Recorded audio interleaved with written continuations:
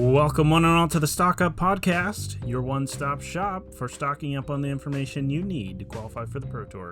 As always, my name is Alex. I am joined today by my co-host, Jacob Negro. Jacob, how are you doing? Good. How are you doing, Alex? I'm good, Only a few technical difficulties this time, which usually we have roughly zero, so I'm not bothered by it. Yeah, that's fair. There was an arena open this weekend. How'd you do? I probably gave it 4, maybe 5 attempts and didn't day 2 and then stopped trying. No, fair enough. My pools on average were a lot worse than my arena directs too. But yeah, usually I never give up. It's a little absurd sometimes how many runs I'll do. To the point that's kind of embarrassing, but this time I also was almost about to give up. I think I was on maybe 5 or 4 or 6 or something, and I got a really busted pool and played in day 2. Nice. And when I played day 2, the first draft, I drafted a red-white aggro deck that was pretty above average. I had 2 kind of on-plan rares. I had the 3-mana warship spacecraft and the 2-mana spacecraft. That's white. Yep, the Anthem thing. That's cool. So I went 4-0, which is huge because it means you can lose. Well, so stated, it means you can lose twice instead of only once. And so the next draft, I started by picking Weft Walking, the blue mythic. Yep. And then I took the colorless uncommon lander guy. Great. Makes a lander. And then I took a couple good green cards. So I was like, oh great, I'm going to be blue-green. And the whole first pack went great. I just had all blue and green cards pretty much. And then packs 2 and 3, literally the only colors I saw were Mardu. Yeah, I had a similar draft recently. Just a normal arena draft. But yeah, I had a very unbelievable draft too that was very similar where I was like white-green all the way through pack 1. Pick 4, pack 2, there's like a Weft Walking that like I can't possibly take. I'm like, okay. Pick 5, there's the colorless land that makes robots. I take that. I'm like, awesome, but why is this like 5th pick? Pick 6 and 7, mutinous massacre like mutiny or whatever. Not taking either of them. And then after I pass both of those, just only good red and black cards the rest of the draft. And I'm like, oh, I guess I was supposed to pivot into the 2 colors I hadn't drafted a single card of. That's what I thought. I kept thinking back. I was like, was I really supposed to switch? There's no way, right? There was multiple times where I got like 5th and 6th pick, like double white pip rare and double black pip rare once. Yeah. It was just like, this is a disaster. So I ended up with this really terrible deck with like way too many 5-drops. And I'm playing 19 land because I don't have very many good cards, and I need lots of land drops. But I have Weft Walking. Oh, one of the other cards I got in pack 1 was the Craterhoof Behemoth type creature. What's his name? Oh yeah, Glacier Godma. Yeah, Godma. So like I could win games in theory. I just deck was really bad. So I lose 2 right away. And I'm like, that deck was really bad. I'm not surprised. And right in front of me on the screen it says, since you won 4, this is double elimination. I'm like, yeah, okay. But then highlighted, it says I can hit play again, and it says 2 games remaining. I'm like, there's no way. So I click it, and I'm like, it's not going to work, and it throws me in another game. And this is after I complained to Jacob, by the way, on Discord, because as soon as I lost, you get to play 4 games, right? I guess, but the thing in front of me said this is double elimination. So if you lose, which I assume means if you lose twice, you're out. And I thought that's how it was too in the past. Because I thought when you, if you don't get 4 wins, then it's only it's single elimination for the second draft. Well, I know the way the first draft works is you can play 4 games. So like even if you go 0-3, you can play the 4th game to try to win a little bit more gems. Okay. So maybe it works the same way there. Did you win $500? I did. Okay, nice. Yeah, that sounds like it's intended. Actually, it just sounds like I didn't phrase it correctly. Yeah. Yeah, I guess not. You just get to play 4 and games. It's been a long time since I played in the day 2 of an arena open. Yeah. So no, that adds up. If you 4 the first one, I think they just let you play 4 games, and if you 3-1 the first draft, they only let you play 3 games or something like that. Gotcha. Yeah. So I felt so silly because I complained to Jacob that I was out, and then I played 2 really hard fought games. I was like, oh, I'll just try to pull myself together. There's money on the line. Yeah. And I played against other decks that weren't very good, and yeah, good job. Each game went to 3, and so pretty happy about that. Yeah, I think the last time I Daytona Open was it was Aether Drift, which I was pretty good at Aether Drift. I played a ton of it, and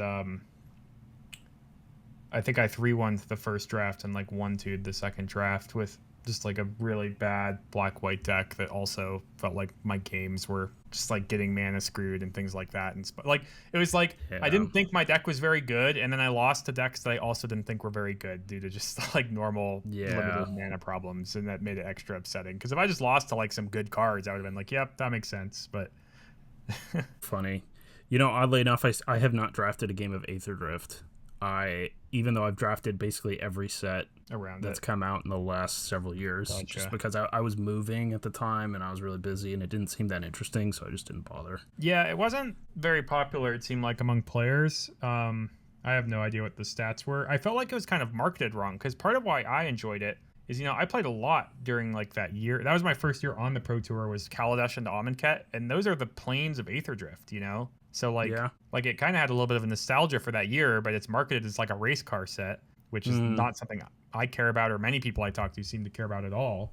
And it's just kind of funny because also like in that set, like the mechanics, like the vehicles and the speed were not really like the good things to be doing for the most part either. Interesting.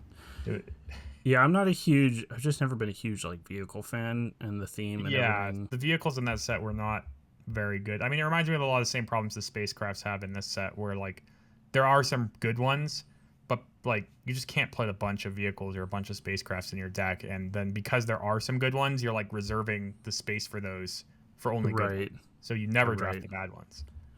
Yeah, I would say on average they're more underwhelming than not, although I think they play out more fun than vehicles. I like them a bit more. Maybe it's just because they're new, but they have pretty interesting.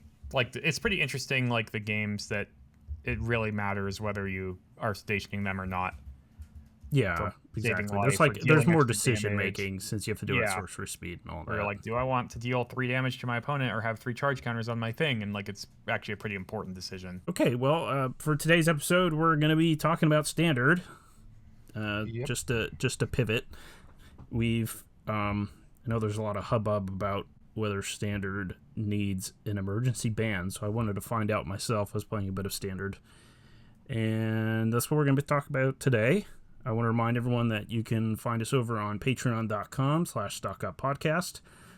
I want to thank everyone who's joined already. We've got 1 tier at the moment. That'll probably be changing soon, but at the moment, if you want to get in, it's just $1 a month. You get access to everything we do over there. So definitely check it out. And of course, we're on YouTube, Spotify, and Apple Podcasts, and anywhere else you listen to podcasts. Yeah, and if you subscribe to us on Patreon, a few of you already reached out. Don't be scared to DM us for a Discord link, either in Patreon or if you know us, because I think I'm doing a poor job of getting that link set up properly, and it keeps expiring. So I'll see if there's a way to keep it permanent. Yeah. Link, but I don't even know how to do it, so yeah, I'll do more research to figure that out. Yeah. I was messaging with a couple people in the Discord today, but so that's great. That's been fun. Yeah. We were talking about Demir and Pixie. So so we can get into it today.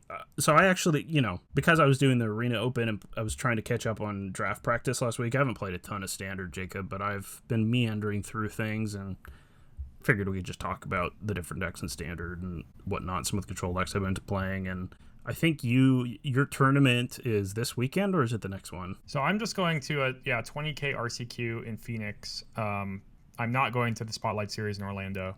Okay, you changed your mind? No, I was not. This was always my plan. I see. All right. Yeah, I'm just bad driving listening. to Phoenix. That's fine. Not that far. Cool. And visiting some friends. Yeah. So I'll say it outright. I'm planning on playing Izzet Cauldron. There's no way I'm going to switch just because I'm not that invested in Standard, to be honest, right now, with the PT also coming up. I'm playing a lot of Draft and Modern, so I'm just kind of shortcutting and playing what seems to be kind of the tier 0 deck of the format. Yeah, I mean, the TLDR of my limited practice is that the more I play, the more I think Cauldron has a pretty strong grip on the number 1 seat, so to speak. It's quite good.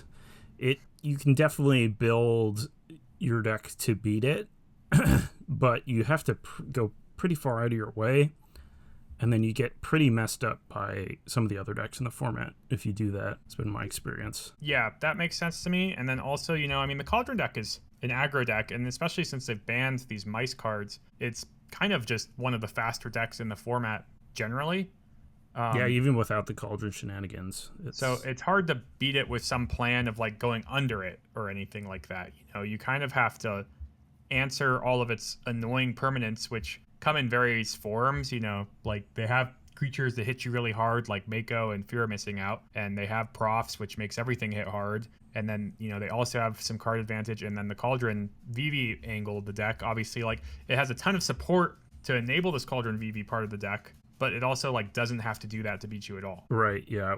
Proft there, we've talked about it before being one of the secret all-stars, I think. Yeah, and just like the fact that it has all this looting and rummaging also means that like, watching people play and playing it myself, like they discard Cauldrons to these cards all the time, because that card really is they're basically built now that card only really matters if they get a VV in their graveyard, but even that is not really that bad for them because they just discard the Cauldrons. Yeah, totally. And then there's always the threat that later in the game, if you are fighting an attrition game and then at some point you tap out or something, they could just land a Cauldron, and if there's a DV in the graveyard, you're in big trouble. Yeah, from looking at the Arena Championship 9 deck lists where there's 7 Cauldron decks in the top 8, and it was 54% of the field, so also a pretty good conversion rate. The kind of innovation I saw from a lot of players, because now that rotation happened and we've lost Thrill Seeker, people are kind of wondering what would be replacing that. And it seems like the answer has just been Steam Core Scholar, which is not a card that's synergistic with Cauldron, but just,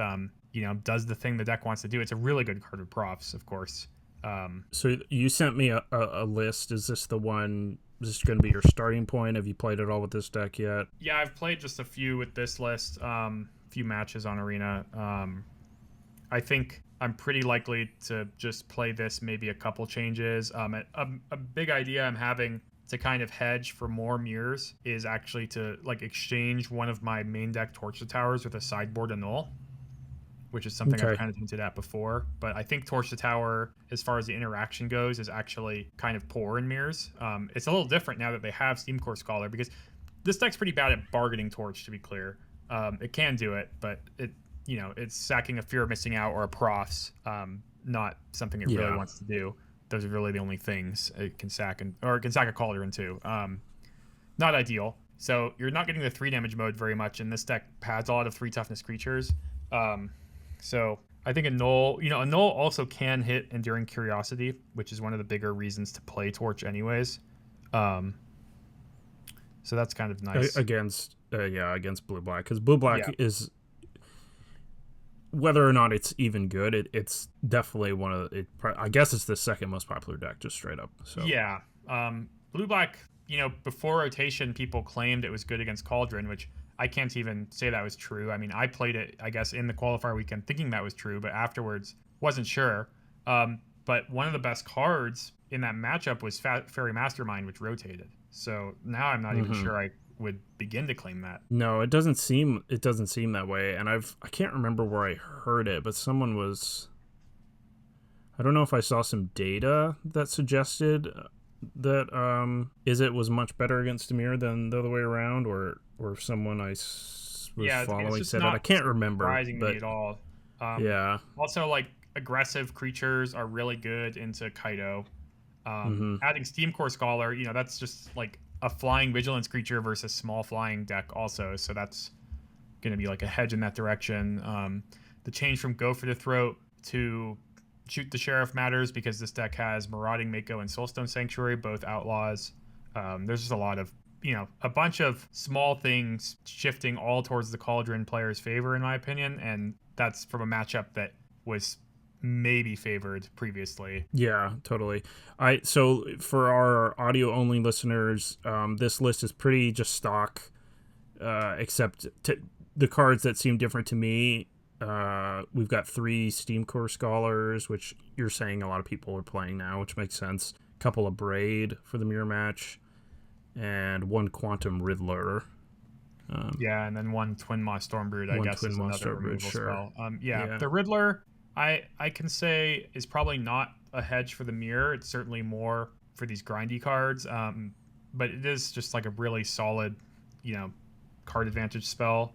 It also has a pretty, like, I guess unique's not the right word, as people find more and more ways to use Quantum Riddler. But with Tersa and Fear missing out, when you discard and then draw cards, you can enable that one or less cards in hand text like a lot. But you can play a Tersa with 3 cards in your hand and a Riddler in play and still get an extra card out of your Riddler. Yeah, that's pretty strong. When I played in a standard RSQ a couple weeks back, some of the Izzet players there had Quantum Riddlers, and I watched some of the games, and it seemed pretty good. Yeah, I've seen some Izzet Prout lists. So I guess for reference, so the list I'm looking at is got third in the Arena Championship from JMM, who's Jan Moritz Merkel, who is a pretty accomplished player, and he actually won his first Pro Tour ever in 2006, but then after that kind of didn't do much else, but then has had one of the best performances of anybody in the online era of Magic. Looks like, they used to be called split championships or sometimes arena championships. He is this is his 5th top 8 in that in arena championships effectively. He has a win in that. He has a win in a Magic Online showcase and has qualified for it a second time. Just an all-star player that, as far as I understand, he's in Germany, I think. So I just don't think he'll travel to these U.S. Pro Tours. I don't know if he thinks it's not worth the money or just doesn't like traveling in general. But sure, just a pure online player. It's really hard to qualify for these online tournaments consistently, so that's impressive. Yeah, and just I really trust his deck building. I know he worked with Daniel Goschel, who got second in this tournament, actually. Okay. Were their lists, did they both play the same deck, or? Not exactly. They had very similar things going on. Daniel is pretty well known for playing lots of 4-ofs. So instead of all these 1-ofs, like he had 4 Scholar, he just had 2 Abrade, 2 Flood Maw, 2 Torches, 2 Roaring Furnace. His deck was all 4s and 2s, in fact, looking at it. Gotcha. Including his sideboard, which was 7 2-ofs and 1 Fire Magic. So very similar 75s, but some of the orders of the cards, because Jan has the sideboard 4th Scholar or things like that. 1/1 Riddler split. They're 75s. They're probably like 73 of the same cards looking at it. Few differences, but yeah. It's funny, whenever I build a deck, I usually start with thick numbers like that, but I always end up changing things around and tinkering. I feel like it usually works better to hedge in Magic rather than to play all 4-ofs, but I have seen decks or even certain players that love to play decks like that. It's pretty... Yeah, this deck having a lot of digging and rummaging too. I feel like, these 1-ofs can be pretty nice because they can be really high impact in certain matchups, but also you can kind of move and sift past them. Part of why I think like a main deck of Null could actually be kind of appropriate in this deck, especially because like Steam Core Scholar incentivizes you to have some instants and sorceries anyways. I guess there's kind of some tension there because Winter Night Stories wants you to have creatures, but yeah, I guess if anything, that makes a card like Roaring Furnace stick out to me as like the worst of all possible things here because it's not getting value off of either of those cards. Right. Yeah, so for people who haven't played a ton of high competition standard, we're kind of in the spot where we were before the bans, funny enough, where you basically had to go all out and play as if you were pre-boarding against Izzet, which is still Izzet. Yeah. But now Izzet Cauldron. And yeah, it's possible that, Standard will develop in a way similar to what we saw at the Pro Tour, where maybe there is a deck that preys upon this Cauldron deck. But like you said, it's maybe not the best against other decks, so it might end up having really good win rates in tournaments, and the Cauldron decks, they're going to be hedging for each other, and they might start heading towards more like around a 50% win rate. But the reality is it's like just hard to really escape that paradigm of like best deck that is just, its baseline is just so powerful. Its bad matchups just can't be that bad, just from how powerful of a thing this deck does, in my opinion. Totally, yeah.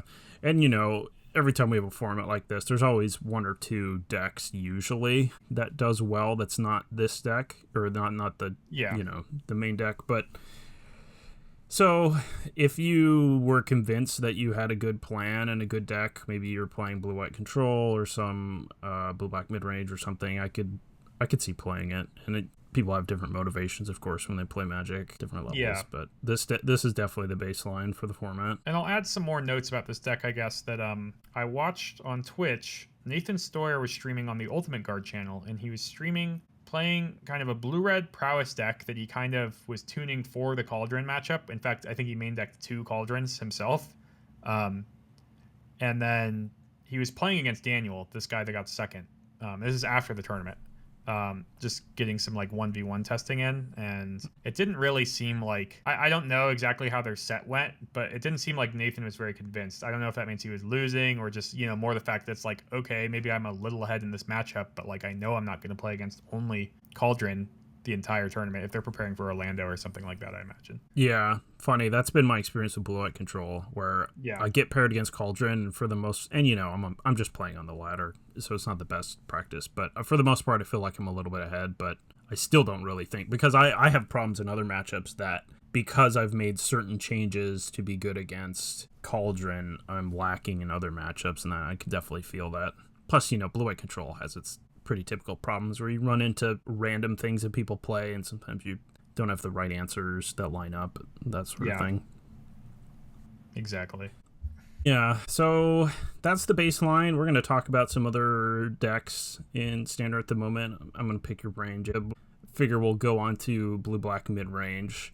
Okay. And see if there's anything you think people are doing that they're wrong or that they should change. I've noticed people have started trying Sunset Saboteur. That's the 1 black card. 1 and a black 4/1 menace with Ward discard a card from the new set. Card seems pretty good. So I have been impressed by what that card does, and it totally makes sense in the blue-black deck, but I think it has a major issue, and that's that all these red decks are boarding in Fire Magic against you. And that's just like a clean and efficient answer against this 4/1 with Ward discard a card. So it's a really awkward spot to be in, because I recognize that card as actually being pretty powerful, but it's just like the best card in the whole format against it is Fire Magic, which is already a card people put in their sideboard for this deck. Yeah, someone in Discord, I asked if he liked the Saboteur, and he said that exact same thing. Yeah. Couldn't you maybe just play it like instead of Deep Cavern Bat or something, and so you still have the same number of one toughness things? Yeah, I see lists with both. I mean, I think you have to play 4 Siren, 4 Drowner. I would maybe try to look to avoid X ones at like all cost after that. You could maybe look towards like the Azure Beastbinder comes to mind. Mm-hmm. Yeah, that does seem pretty strong. I mean, that seems like it might be good in the Cauldron matchup. Yeah. I see a list that's doing exactly that got 6th in a challenge from Claudio. Those, exactly. The only 1 toughness creatures are the Drowner and Siren. I mean, the Drowner and Siren are just way too good with Kaido and Curiosity to not play. Deep Cavern Bat's not even like that good with Kaido. It's good with Curiosity. And, you know, the Beastbinder is unblockable, basic, not entirely, but effectively. I kind of like Cecil. This deck I'm looking at only has 1 Cecil on TG Goldfish. That card's fine. It's a good 1-drop, but it's legendary. It's hard to play a lot of copies of it. People seem to really be moving towards Preacher, I'm guessing because they think it's a useful tool against Cauldron. Cecil's text is kind of awkward with Preacher, I guess, because both players losing life means like you're not making any progress on your Preacher drawing you cards. Right. Maybe that's good. Maybe it means you get both modes more often, actually. Yeah. I'm probably thinking more so. I know like you Dark risk and Preacher are actually like not really friends, for example, because you just right. like the worst case scenario is they have more life than you, and you're in a position where you need to draw cards. That comes up a decent amount, which the sale can lead to that. I just feel like it's a 1 mana play, and it kind of pulls its weight for that, and in a format where you're trying to really get on board right away, especially in this deck too.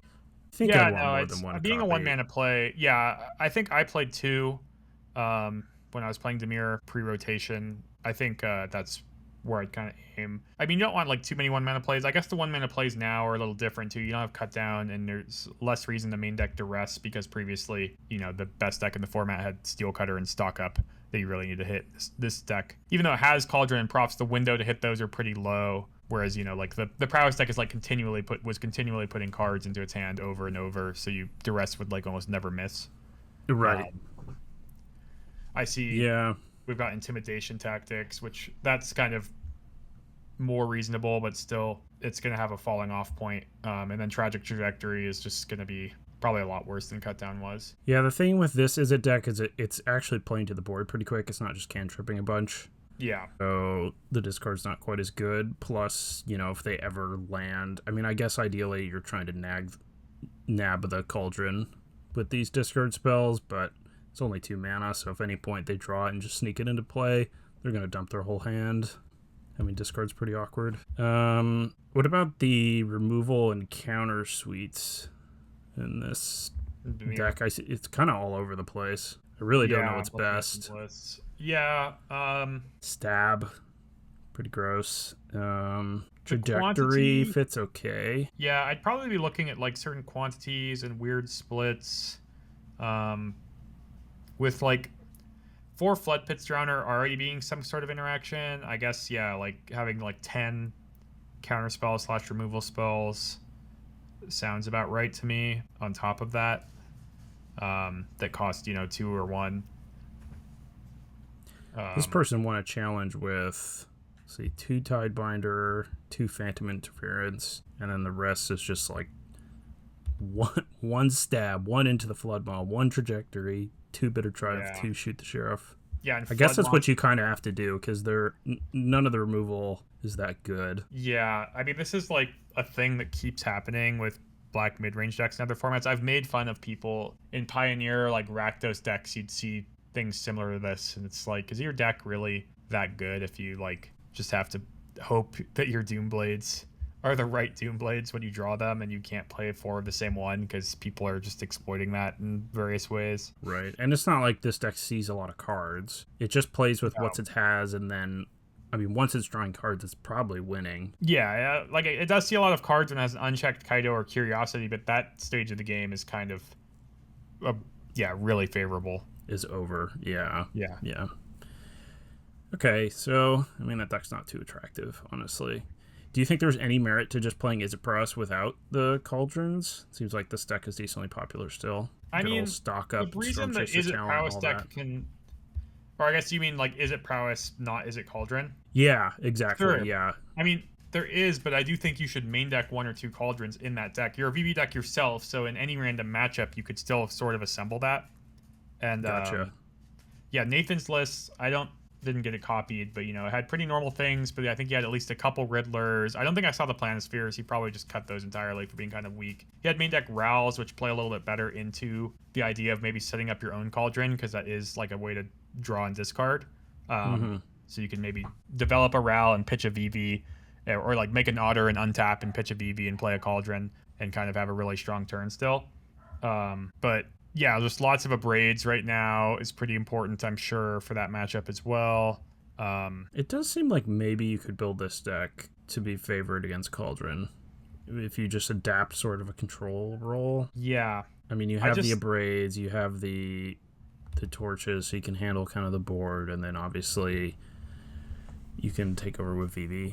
Yeah, you got to be a little careful, I guess. These Cauldron lists I'm talking about in the 75, they've got 4 Scholars and 2 Riddlers and 4 Winter Night Stories and usually a sideboard Planeswalker and maybe Roaring Furnace. And then they might get the Steaming Sauna online. They can definitely grind with you. And then also, the fact that you're playing VV, you both are doing this thing against each other where like you're trying to hide your VV in your graveyard and make sure you don't get into your graveyard till you can exile it with your own Cauldron.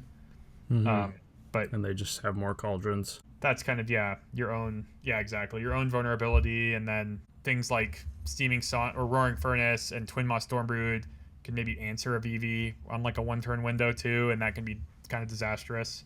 Notably, I think Lithomantic Barrage was actually kind of useful against VV from a few decks, and that has rotated too. So VV's maybe just gotten a little stronger. This Esper self-bounce deck still seems pretty popular, and every time I play against it, it seems really bad. Yeah. I feel like this deck needs a rework, honestly. Like, I don't like Cosmic Grand Zenith. Like, it's kind of a powerful card, but I just don't think it lines up well in the format. Yeah, that's just what they want to, like, use to pressure the game, because otherwise they're kind of just like a pauper deck that plays a never-ending stream of 2-for-1s but doesn't really do anything that actually like wins the game. Yeah, since they lost what's it called? I the Nightmare. There is a 1 black card that makes your opponent discard still. Tiny Bones Tiny Bones joins saddles up. up or something. Joins Yeah, up, yeah. so this comparison's awkward because Hopeless Nightmare isn't legal or anything, but this was a widely discussed card when Hopeless Nightmare was legal in many decks. And the comparison I always liked is it's like if Monstrous Rage only granted your creature a monster roll and didn't give +2 power. Like the 2 life of Hopeless Nightmare was a huge deal. It was really the only reason it was good. And that's fair, I guess. Like, yeah, because you'd rip apart your opponent's hand and then they'd be, at a low enough life total for your 2/1s to actually kill them.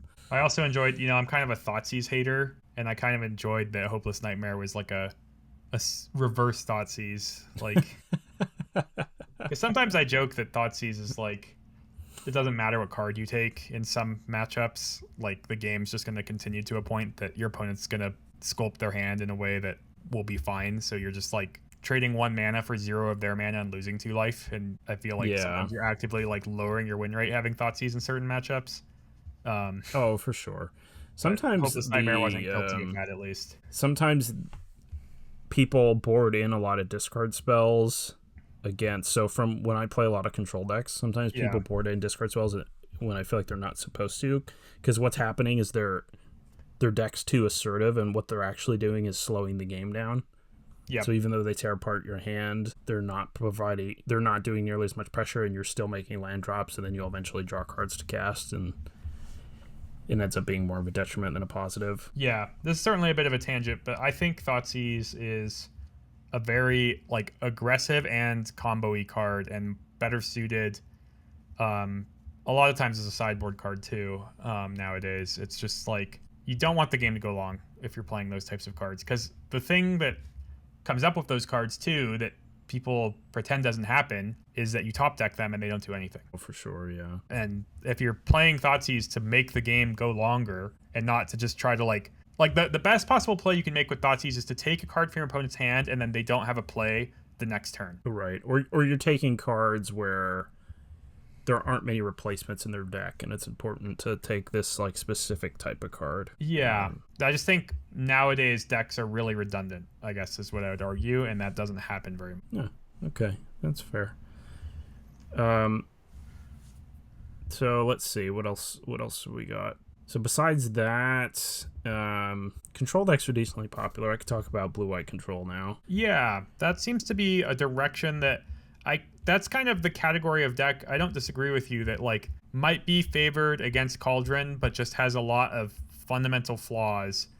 And we talked about Dimir being popular. I imagine Kaido is one of those fundamental flaws. It's rough, yeah. It's one of those things where you could definitely build your deck to beat Dimir, but a lot of the cards you want for Dimir you don't really want against Cauldron. So I've settled on this list for now, but I'm in no way set on it. So I don't have Pinnacle Stargate. I'm instead playing Ultima. Ultima is decent against blue-black and the format in general, and then it against Cauldron obviously it can hit the Cauldron, and also it hits the 3-mana creatures, which is pretty important. I was noticing with the Star Cage that when one of the ways your opponent could play around it was just jamming 3-mana creatures onto a board where they already had lots of things that you needed to Star Cage, and that could be pretty awkward. And I've been really happy with Seam Rip, so I've just got 4 of those. That sounds way better to me. Yeah. I mean, also, the format's just loaded with Abrade. The Cauldron deck is now playing usually 2 Abrade, 3 into the Floodmaw. So, like, I know they can into the Floodmaw Seam Rip, but that's going to be way less of, like, an immediate blowout towards your plan. Only 1 of your mana instead of 3 of your mana. Right. And, and you can always get Star Cage dead against your deck, too. Yeah, exactly. So that's nice. Not sure what else to talk about here. Everything's pretty standard, to be honest. I've got 4 Consults. I think that's, and only 2 stock-ups. I think Consult is slightly better in this deck. You're playing at speed a decent amount. The win conditions, a little torn on these. There's not great ones. I like Elspeth is the most solid one, but you can't play too many copies of those, especially since I'm playing Ultimas. So I've got a mix of sort of just all the creatures, Overlord, Beza, Meringue, and Elspeth. Yeah, in blue-white, I also think it matters a little less.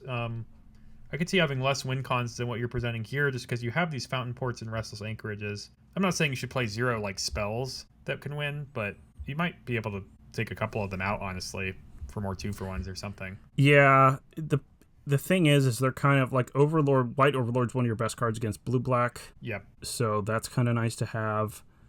Beza's kind of the only source of life gain in the deck, so that's kind of nice to have still. And Beza's just a really strong card. And then same is kind of true for Meringue. Like I could cut the Meringues for stock ups, and that would probably be reasonable. But sometimes playing the 6-mana Meringue River Region is pretty strong. Yeah, Meringue was, I guess, one of the ones I would probably keep. But yeah, it's hard. I agree with what you said. Like you kind of need all of this, but then also it's like, what else am I going to play? Just more cancels? I don't know. Those aren't super great.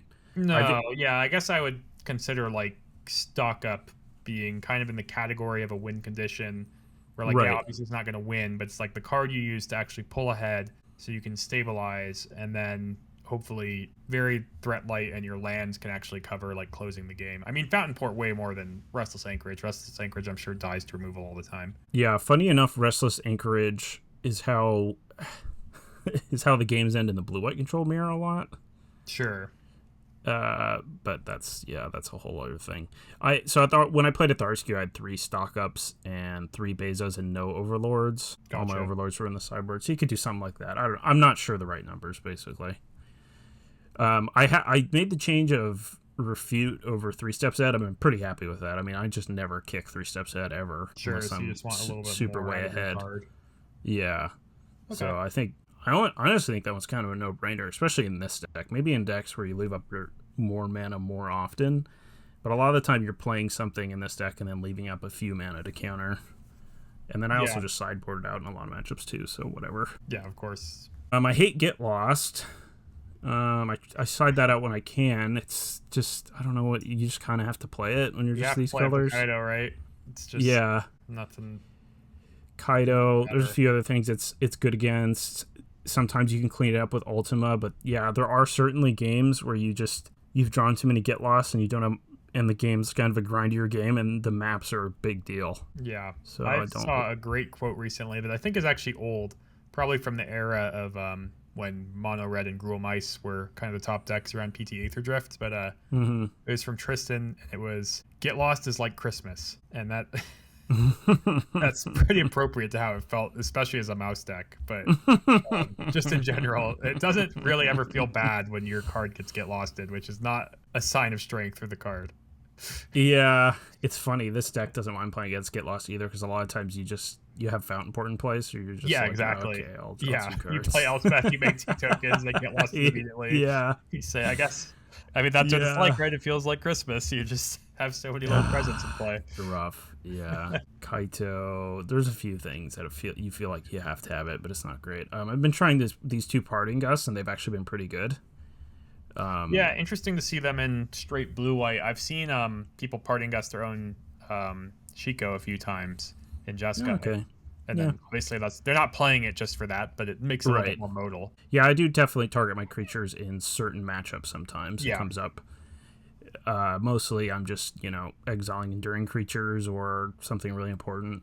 And giving them a fish is most of the time not a big deal. So I've been pretty happy with that card. Obviously I wouldn't want to play too many. Really want Hollowed Fountain though, let me tell you. Yeah, I'm sure that can open up some dramatic changes, though it'll probably come alongside Steam Vents, so yeah. Other decks might catch up. Yeah.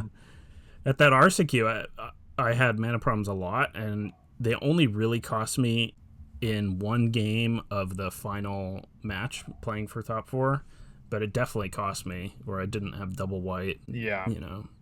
I've since added like a Temple of Enlightenment. I'm not very happy about it. That's there it is. Secret standard one that I've played more than probably most people as well. Mostly, and I've added it to my Omniscience decks at times. Okay, yeah. But at some point I wondered if it was actually better than a one-color Surveil lands in Omniscience specifically. Obviously in your deck that's not the case. Yeah, right. It might be worse than like Sunken Citadel. I have tried that card in the past. That's kind of nice. Yeah, I thought so too, but it just doesn't matter as much as you would think. Is my Yeah, experience. I've played with it, and it didn't come up as much as I thought, including in the white deck. But but I don't know. It's not like Temple Enlightenment's some amazing card. So, notably, I have a lot of creatures in the sideboard, so the control mirror is basically where Enduring Curiosity is for. But sure. I actually board in Voice of Victory and the Overlords against blue-black, and I'll often take out sweepers and just turn into kind of a tap-out deck against them. That can work pretty well. That makes sense. Yeah, I've seen some people playing blue-black on random streams, and I see their blue-white opponents often have Voice of Victory and play against them post-board, so I'm guessing some people are a little bit more heads up about leaving in removal for it. That being said, it's not that bad against removal either. No, because it's only 2 mana, and then sometimes if you don't draw it and they have removal, that would be totally fine, especially if they leave in small creature removal. Yeah, we talked about this before, but it's like, it's a trade of 2 mana for 2 mana. There's not really like cut down or anything, killing it for 1 mana anymore, and I don't think Torch the Tower decks are what you're bringing them in against. And then, like, if they pass with that 2 mana removal spell and you play Voice and they don't have a counter spell, then it's actually trading for more than 2 of their mana. Yeah, totally. Because they're wasting 2 mana. Or like even if they pass a Flood Pit's Drowner, like they have to Drowner in response and you just played a 1/3, so it's still a victory. Speaking of how much I've liked Voice of Victory, I sort of, almost because of that card, I wanted to build, try, like, mono white adjacent, but not actually mono white. I wanted to try splashing some colors. In this first deck I have here, I tried a black-white deck, so it's kind of like the old mono white deck where you're trying to get card advantage with Carrot Cake and Enduring Innocence and play Elspeth and Overlords and stuff, but I decided to try some 1-drops, went with Cecil, Sephiroth, obviously good with all those tokens, and mostly just stay white. The mana in Orzhov is really good. Yeah, I've considered, I guess, the opposite of playing black and splashing Voice of Victory, but I guess these double weight cards are pretty important too, so that makes sense. Yeah, I had the idea of, in certain matchups, you turn back into... Because that mono white deck had some good matchups, where it was kind of like this controlling inevitability deck against smaller mid-range decks, so I kind of wanted to emulate that a little bit. And yeah, that was a deck I played really early after rotation, and I thought, hey, like, Seam Rip can give me an answer to Cauldron, which is pretty unique. And they lost Thrill Seeker, which, if there was ever a matchup where Thrill Seeker was important, it was probably this one. But it still just felt really behind versus Cauldron, just because, you know, you don't have a lot of card selection yourself. And the Seam Rip is still a sorcery speed answer to Cauldron, and sometimes that's too slow. Yeah, and I mostly ran into those sorts of problems. So then I tried... because Shahar Shenhar on YouTube was playing a blue-white control deck, basically, where he was splashing Inevitable Defeat. A Jeskai control deck splashing it, yeah. Yeah, Jeskai control deck, yeah. And I'll put this graphic on the YouTube as well, but this is basically just an all instant speed deck. Yep. Jeskai control, no Shiko. He's winning with Jeskai Revelation, and of course he's got 4 Lightning Helix and 4 Inevitable Defeats, which can burn them out. He's got a lot of counter spells. He's got 4 Consult the Star Charts. This deck looks a little silly, but when you watch him play it, it's actually pretty good against a lot of the things in the format. I don't know how good. I haven't played it at all myself. But Inevitable Defeat is the sort of card that... One of the things that's going on in this format is everyone has these very hard-to-answer permanents, and each deck has a different type. Like Blue-Black has Kaito and the Enduring Creature, and Izzet has Cauldron and the 2 mana, but the Profs, and so Inevitable Defeat is one of the only cards in the format that can answer everything. Yeah, that makes sense. Jeskai Revelation is a card that I played one of last time I played Jeskai, and it is like a very clunky card. So at first seeing 3 is surprising, but the fact that he's not playing sorceries, he's not playing Shiko or Beza, it seems a little bit more acceptable. Obviously, it's at a much higher spot in the curve than those cards, but you kind of have more leeway when your whole deck is kind of instant speed here. You're going to be able to kind of set up hitting your land drops with consults and things like that a little better, I imagine. Yeah. So I'm definitely going to be trying this deck. It looks fun, but I was mostly just... Shahar had several hours of video on it, so I just watched him play, basically, instead of playing myself. Yeah. I could watch it at 2 times speed, even, too, so that was nice. Yeah. On that note, watching high-level players play is a really great way to improve, and in fact, part of my prep for my weekend with Cauldron, I'm only kind of in the first match, like on pause when I switched to it, but is watching the Arena Championships more thoroughly, especially because they're showing how these players are sideboarding. Okay. Yeah, that's pretty nice. So, especially if you're going to be playing Izzet, a lot of mirrors. You need to get that mirror down. Yeah, exactly. So that's probably a good idea for people who have tournaments this weekend or the next, and they're going to play Izzet. It's funny from my perspective, Shahar sort of fell off the face of the earth, and I just have now seen him come back and make some videos again. Yeah. Is that kind of what happened? Yeah, as far as I can tell, this is pretty recent that he started streaming again, but he's got a great stream title to get a lot of attention. You know, he is a 2-time world champ, so yeah, and he's still got it. Yeah, he was playing. He's really good. Yeah, I'll say the decks he plays, I'm a little skeptical of very often. Sure, but watching him play, he is one of the best players in the world still. Like, him actually navigating his games is very impressive. Yeah, and he does it so nonchalantly too, where he just easily understands everything that's going on. You can tell. Yeah. But yeah, obviously he's, I think, angling towards making his content interesting, which is totally fair. Yeah, and also when you just play a ton of Arena only, that's like gonna warp to some extent what happens, because we've both talked about this, even in High Mythic, in Standard.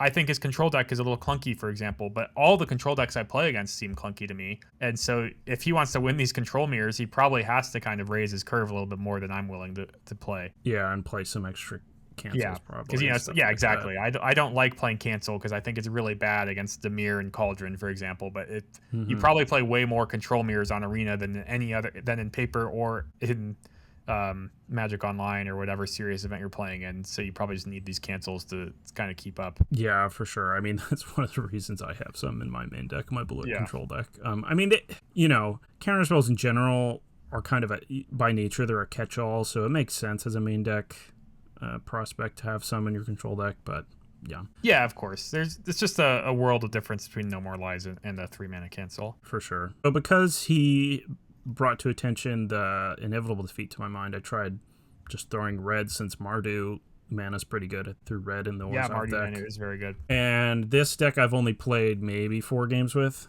so gotcha. Not a lot of info. It's been okay. I got stomped half of my games, so I guess 2, maybe 3, I can't remember, by the green deck with like 4 greater power synergies. And that seems like a really rough matchup, so didn't like that about this deck, but that makes sense. Yeah, nothing much else to report. I guess once again, this is more on kind of the black sack theme. I had mentioned the Mardu mana the same way you have, and the kind of unique part about the Mardu mana is that the white red verge and the black red verge are both like red second. So it seems like it could be pretty reliable at producing red mana later in the game rather than on the first few turns. So a card like Inevitable Defeat makes a lot of sense as a splash in that color combo. If you're more aggressive, a card I saw that kind of impressed me was Warleader's Call, which is the Glorious Anthem, but also says things ping, right, which is just an amazing card with Voice of Victory. If you totally voice into that, you're attacking and dealing 8 damage that turn, which is pretty impressive. Yeah, you'd have to change this deck around. That'd be a little bit different. This one, I decided to try a more controlling route with some Caretaker's Talents in the main, since I was going to have some more catch-all removal. Yeah, sorry. To be clear, I was talking about like the sack, like taking a black-white sack deck and maybe splashing Warrior's Call. Yeah, that might be good. The ones with all the creatures. Yeah, exactly. Just tons of one especially drops, like the creatures that die into 1/1s are also pretty good with an Anthem. Yeah, I agree. And I toyed around with the idea of maybe playing Infestation Sage instead of Sissel in even this deck too. So yeah, this isn't by no means, I would say this is not a polished deck at all. This is just sort of an idea that I wanted to show people a bit. I guess for audio only listeners, I've literally just got 4 Carrot Cake, 4 Voice of Victory as my 2-drops. I've got some Sissels as a 1-drop, and then I've got this 3-drop package of Sephiroth, Enduring Innocence, and Caretaker's Talent as card advantage, and then a couple Overlord of the Mistmores, a couple Elspeth, and then 4 Inevitable Defeat, and then some 2-mana removal, a Braid, Shoot the Sheriff, Parting Gust. Yep. Yeah, I agree. Yeah. Mardu is a great position for its mana. I brought up Sultai Control and Urgent Necropsy, I think, a couple weeks ago to you. and that list was in the Arena Championships. I don't know how well it did. I saw that. There is an awkward part about Urgent Necropsy versus the Cauldron deck, and it's that they can exile your graveyard, and they can Cauldron. Pinpoint your 6. And like if you play a Rakshas's Bargain, or you somehow bin one of your dragons with Omen, which are kind of the expensive parts of the deck, they can kind of immediately tag that potentially. But sometimes you play a Bargain and you bin a Meringue River Regent, and then you might be able to untap and play a Necropsy. Mm-hmm. I was playing an Esper control deck that I liked quite a bit, but of course you nailed the problem. As soon as I started playing against Izzet a lot, it's a pretty bad win condition to try to tap out and mill half their deck for one turn, because they really can just kill you when you do that the next turn. Absolutely, especially that late in the game. Yeah. If they have that much mana, it's not that hard for them to navigate a turn where they like play a Terso with a Props in play and they've drawn that many cards and one-shot you, plus the VV damage or whatever. It's too bad, because there's actually a lot of decks in this format that deck would be really good against. Some slow middling decks where you just combo kill them. But yeah, I mean, that card beats a lot of my draft decks in this format too, just by itself. There you go. There's a lot of really just because it mills half decks of it. That I think. Yeah, like it's the milling half my deck is like putting me to maybe 10 cards that late in the game, but then I just like lack sufficient ability to win the game after getting wrathed to win in 10 turns or things like that. If you're drafting like green or whatever. Yeah. So then, I mean, I tried some other things to be good against Cauldron. Like Clarion Conqueror is a card that's pretty good against them. So I tried Jeskai Dragons with Clarion Conquerors. This deck was too clunky, but it was kind of cool for a little bit. I've got Rolling Dragonstorm and Dragonologist to give my Clarion Conqueror hexproof. That's cool. That card was actually pretty good. A development. There was like a mono red Dragons deck. Mm-hmm. Oh, yeah. With Sarkhan and literal like Tauren Mauler, originally from Morningtide, but reprinted in Foundations. Secret Standard, yeah. But then I saw somebody cut the Tauren Maulers and splash white for main deck Clarion Conquerors, which is also a 3-mana dragon. And that makes a ton of sense, yeah. Yeah, that was kind of cool. It turns off your treasure from Sarkhan, I guess, but that's probably okay. Whatever, yeah. Yeah. And that deck, of course, also has like Nova Hellkite and Twin Moths Stormbrood, to be clear. Just a good amount of dragons. Very aggressively slanted. Yeah, we actually hinted at a deck like this maybe existing that moves away from the mouse package, and I think maybe the reason it was mono red though is it actually was doing the Sunspine Links thing, so maybe splashing a color makes that a lot worse. But right, I don't. You could probably get away with sideboarding. Is that an important card for them? Yeah, I would think so. Yeah, kind of a big red thing, so you just want to hit them in big chunks of burn. Right. Nova Hellkite actually also I see pop up every now and then out of sideboards of Cauldron and maybe some other archetypes. It does a really unique thing, I guess, against Dimir, in that it can kill a 1 toughness creature and attack a Kaido for 3 mana. I think that's pretty much the main reason why it sees any play at all. Yeah, that is pretty good. I kind of felt like when I was playing with that card in a couple decks that they didn't quite push the stats on it enough. Yeah. But like it needed to be a little bigger or something. It's on my Deal list damage of when it attacks. Potential sideboard 1-ofs for this weekend, in fact, I guess. That makes sense. I could see exactly one being, yeah, exactly. like pretty nice to port in against blue-black because it's hard for it to go too wrong. Yeah, and maybe versus a control deck, I'll board it in because it just attacks for a big chunk of damage. But yeah. Haste, yeah. Sure. Yeah. But yeah, so for this Jeskai Dragons deck I played it was so clunky that it, had trouble against a wide variety of decks. So yeah, makes sense. It's this format's tough. I was complaining about the squeeze for standard in the last format, but there's a squeeze here too for sure. Yeah, now I feel like the squeezes are just generated by like the decks individually. It's not like a top end and a low end. It's just that like these decks have Into the Floodmaw to punish you for being like too clunky, but also like they play Winter Night Stories or stock up and like can grind you out some games if you're like too low to the ground. Yeah. And one of the ways to beat Cauldron is to try to just kill everything and take complete control of the game. And then decks like that naturally struggle against things like blue-black mid-range, which is also just super popular, at least on ladder. Yeah. No, so, I mean, that's like a price point thing too, right? Like I'm really curious, this tournament I'm playing Probably. in, what percentage is actually going to be Cauldron? I think 54% at the Arena Championship is actually going to be the highest I imagine we're going to see for a while. Maybe I'll be proven wrong, but I think like I'd be kind of surprised if Cauldron passes like the 40% mark in a lot of these events, in paper specifically, because I just think people don't want to buy into that deck. Yeah, especially like Grand Prix level events, right? It's just Yeah. tough because it's actually very expensive, and there's this looming fear that something could easily be banned. Yeah. I saw Wizards almost kind of announce they aren't going to ban anything. They had a I saw State of that. Standard article that kind of said how bad emergency bans have been for Standard previously. We'll see. LSV wrote an article on TCG Player that summed it up pretty well. Oh yeah. I recommend people go read it. Basically, he thinks from their perspective, they're pretty unlikely to do anything about it. It's such a lose-lose. Like, yeah, but they're in a tough spot. I will say, just this Arena Championship with only like 37 players is not a huge sample. No, and it's also right after rotation, so like at least it would be ridiculous to have taken action before this Spotlight Series in Orlando, in my opinion. That would be just completely absurd for Wizards to do. You have to let it play out in a much larger field like this and actually see what happens. Yeah. Because, you might have a big sample size and maybe, we'll see. I mean, who knows? We could end up seeing Dimir having a favorable win rate against Cauldron. After everything I've said, it's like I don't actually know the truth of what's happening here.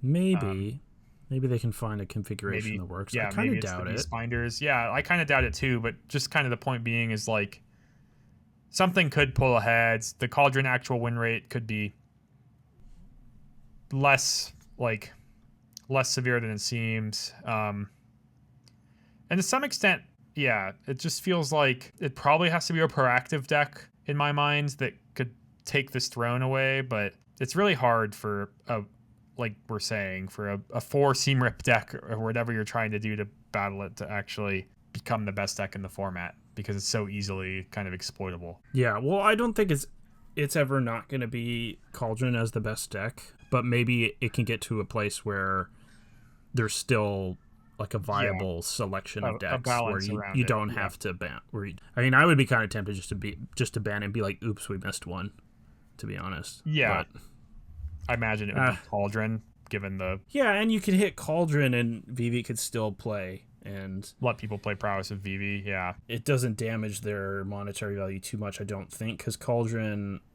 I guess it would take a hit, right? But it's already sort of on its way out, and he's played in older formats, and it... Yeah, it is it's an eternal card for sure, and then Vivi, Vivi's going to see play still, so... Cauldron was like $30 before it really was seeing any standard play, so I would expect it to not... it's like 45 right now, but I wouldn't expect it to just fall off a cliff if it got banned, yeah. No, it'd probably just go back to 30, honestly. Or maybe a little lower and then back up to 30, something because like the modern decks that play it aren't among the best, but they are doing something really powerful, and they're built around them, so people do want 3 or 4 for those decks. And then I'm sure Commander has a ton of applications. Yeah, I was just going to say, it's a very unique mythic, so it can only go so low. Yeah, exactly. Commander, that sort of thing.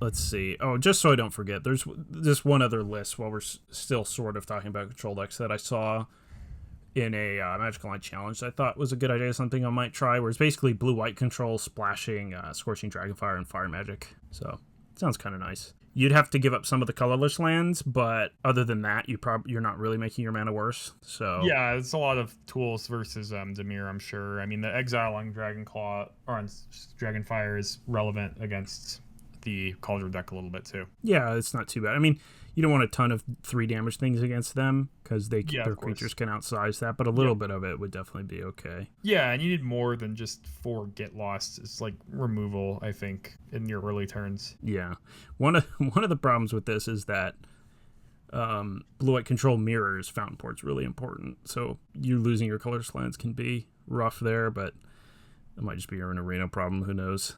I guess that mostly covers it, huh? Is there any more standard decks you wanted to talk about? Not really. I will that's fair. Try to make an effort on probably Thursday night to share my lists that I'll play it's probably going to be really close to the lists from JMM and the Arena Championship.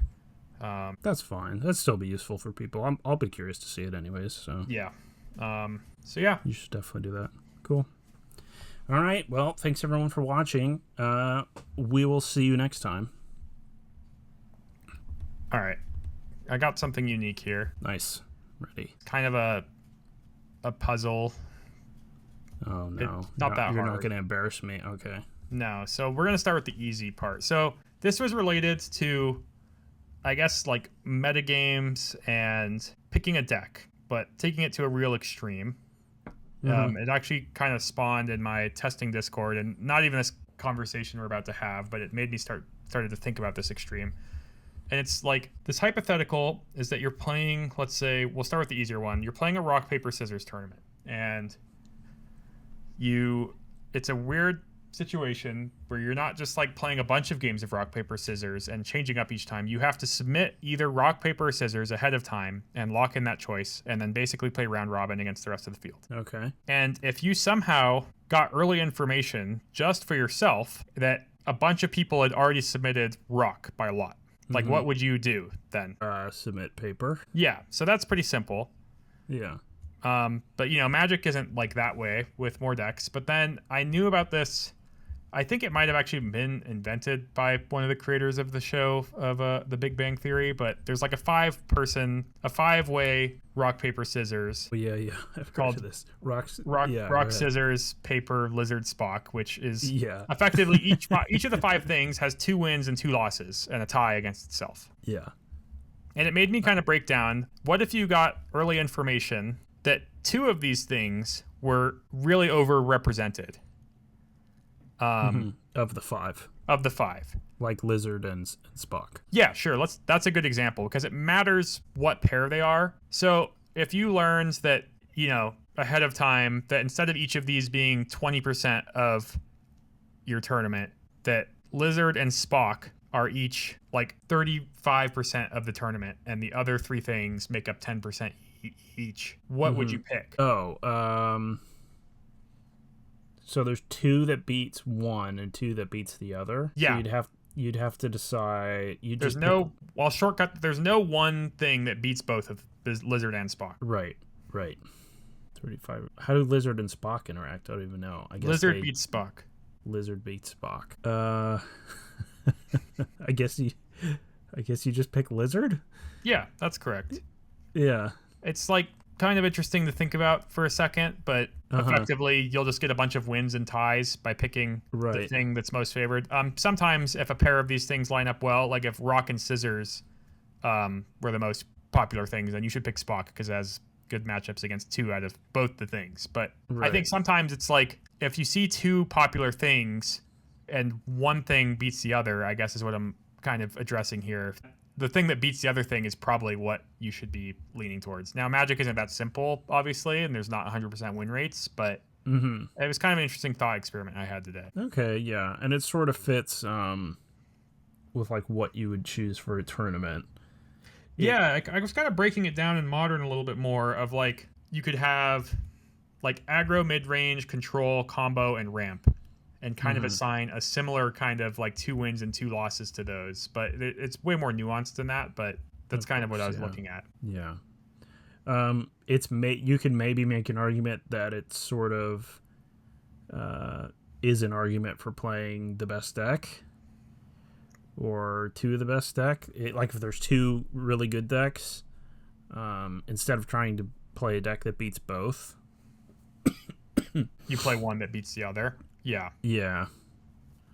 Like I don't know how often something like that comes up. Yeah, I guess it's also like an interesting comparison of like if there was a deck that beat the most 2 played decks, is it even that much better off than just playing one of those 2 best decks that is like good against the other one? Right. Yeah. Of course that immediately makes me think of how decks have to be able to beat like the inherent power level of a deck matters because they have to be able to beat things that you're not prepared for or things that aren't just the top, because unlike the Spock Lizard Rock game, there's not only 5. There's like 5 make up most of it, but then there's still a large chunk of like 6 through 10. And then if you like kind of dial it back more simply, and we go back to just the normal rock, paper, scissors example, it's not like actually the reality that you know that rock will be more picked. It's everybody's It's reality. just the only piece of information you have. Yeah, but I mean that like all else is equal. What changes if everybody learns that a bunch of people have already submitted rock? Oh. You know, then it's like that's more of a leveling mind game thing. Right. Maybe nothing. Yeah. On balance. But yeah, just kind of interesting things I've thought about today. I do enjoy kind of taking things to extremes sometimes. This extreme, for example, is the idea of like having 5 decks that have 100% win rates against each other. Mm-hmm. Yeah, it could definitely help illustrate a point. If you take something to an extreme, you realize, okay, well, some number of this is good, so clearly, so we just have to find that number, that sort of thing. Cool. Yeah, and that's, I guess, a little insight to my modern testing also, that I think I'll just kind of say that modern right now feels very much about being rock, on paper, top scissors. of it and knowing, like, yeah, not to the sense of 100% win rates, but it certainly just feels like you have, you know, recently, for example, we saw Grixis Persists Reanimator doing really well, and now we're seeing Affinity doing really well, but I think Affinity is already just getting kind of owned, and like it's a lot of really linear decks in Modern that I think keeps demonstrating the hate exists that works to actually beat them. So Boy, it's funny that that's still kind of how Modern works. I would say that it seems like that's the most common pattern for Modern over the years, even if every metagame isn't like that. Yeah, it's just been interesting because we went from like Nadu being broken to Boros Energy feeling like it could kind of actually correctly out mid-range the format, and then to Breach being super broken, and then now since the Breach ban, it feels like nothing has taken that slot. But we've had almost like a year of their kind of being a clear best deck. You know, for our video analytics, I think our Modern video has the most views out of anything. Yeah, it's YouTube. An interesting spot, and you know, if you listening have any feedback, we'd love to hear it. You know, Standard is the RCQ season, but also it seems like people really don't like Standard that much. So, and especially when, you know, we're making some content that is kind of saying, you know, I'm saying you should probably play Izzet Cauldron at your RCQs or whatever. Yeah, well, certainly if Standard doesn't change for the next several months, we're not going to be talking about it very much. Yeah. And you know, in a month from now, I'll be playing the PT, and then we can talk a lot about Modern, because I know there's some Modern RCs in October and November.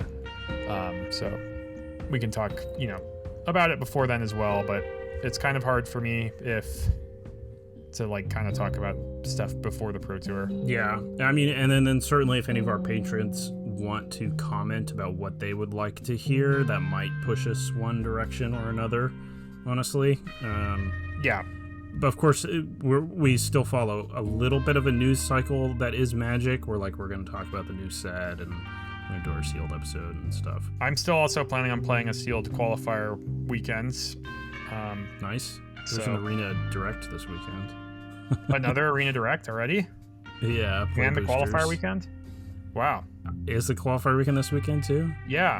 I'm qualified for that. Me too. I'm playing it on my phone. Okay. Yeah, I've worked Saturday and Sunday evening. I was going to play the Arena Direct all Friday maybe. Yeah, the fact that there was a qualifier weekend made me think, yeah, whatever. If I go to Phoenix, maybe I just won't play Standard. I'll show up with my Modern deck on Sunday, and I'll try really hard in the qualifier weekend. But the issue with that is, like, what if I just get a terrible pool and go 0-2 or whatever? Yeah. And, like, then I'm just there and not playing the Standard tournament. So I'm glad I got a deck ready for that event.